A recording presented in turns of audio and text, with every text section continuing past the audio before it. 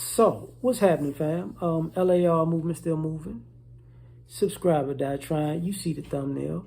You know, when people say feminism is empowering, it's empowering. It's a good thing, right? It levels the playing field. It brings equality. But somehow, red pill, or like I used to mess around, meninism is toxic. Now, what's interesting about this whole dynamic is when people lay the groundwork of saying men are abusive, men ain't ish, men are no good, men treat women poorly, so women need to protect themselves from men, men are the Joker and women are Batman, you need to be saved from the villainous man.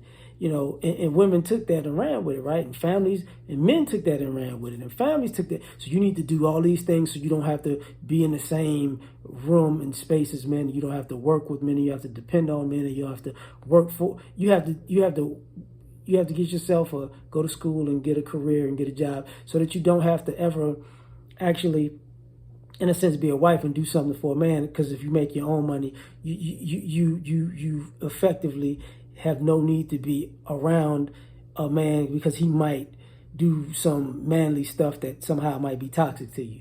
And you teach the girls that, you teach the boys that, and all of a sudden that's empowering, right?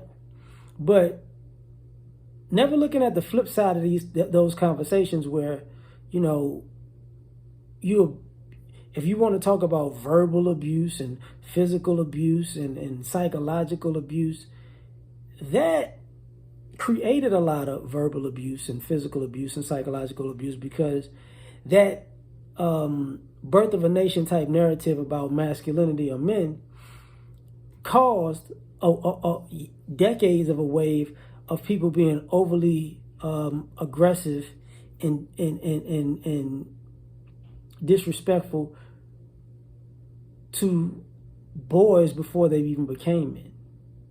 So when these boys say, you know what, I done got treated bad by all of these people, now women were saying men were the perpetrators of the vast majority of their bad experiences in America. Now, when men say, look, women are responsible for the vast majority of the bad experiences of men in America, then it's, oh my God, no, that's toxic.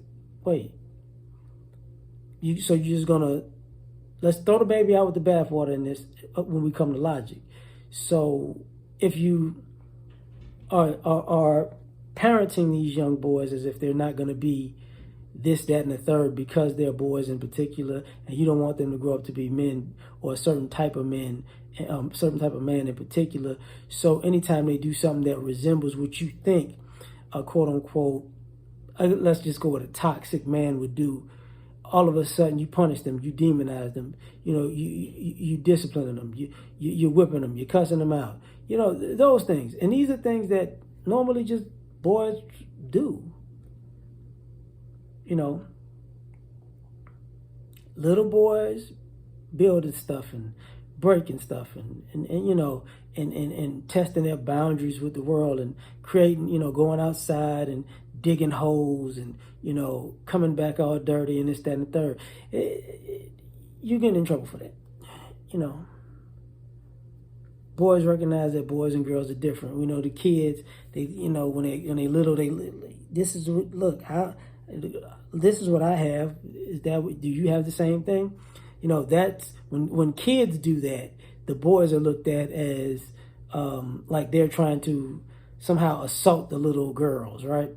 So let's treat them at an early age like they're sexual predators when they're doing what kids normally do, just out of kid curiosity and kids being new to life. So you got even the sucker fathers out here who, when a boy comes over to date the little girl, he got the gun out or the knife out, or he give him the death threat, like, I'll kill you, right?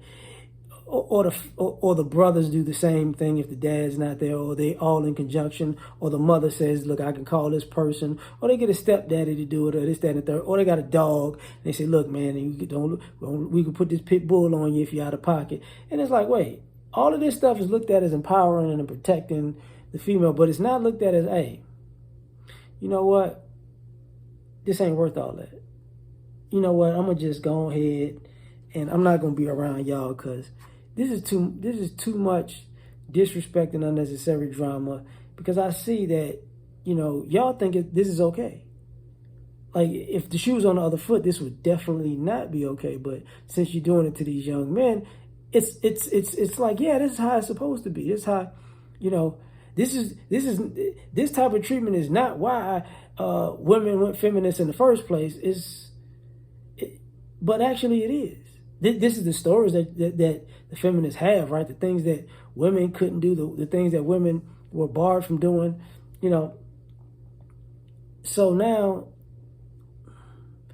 you know, same thing with the family court system, and, you know, because I talked about the Dr. Dre divorce and all that, and even the custody situations and the, you know, the child support situations, and the public abuse, and, you know, smacking people and punching people, and, you know, trying to blow up people's cars, and, you know, running over people and try to break people's doors and windows and houses, and burning people's clothes and cutting them up and putting bleach on them. All these things are things that, you know, when guys are like, I took the red pill, I get this, how y'all gonna get down, I'm not gonna get involved with this. And then somehow that's toxic. But everything that precedes that, you know, that can be looked at as bad behavior from a human being. If a woman does it to a man, that's empowering because of feminism. It's empowering to cut his clothes up. It's empowering to key his car. It's empowering to lie on him and get the man shot. And you not go to jail for lying and getting the man shot. The guy that shoots him goes to jail for the crime, but you're not an accessory because you created the situation, because, hey, feminism, you wash your hands clean. That's not toxic. That's not. But guys just saying, you know what, I'm not putting myself in these situations because y'all on one. That's what's toxic. Stop the cap. Just stop it. But anyway, stop the lies. That's all that means. I'm not really into the cap thing. It's stupid. But anyway, like, share, subscribe, or die trying. Peace.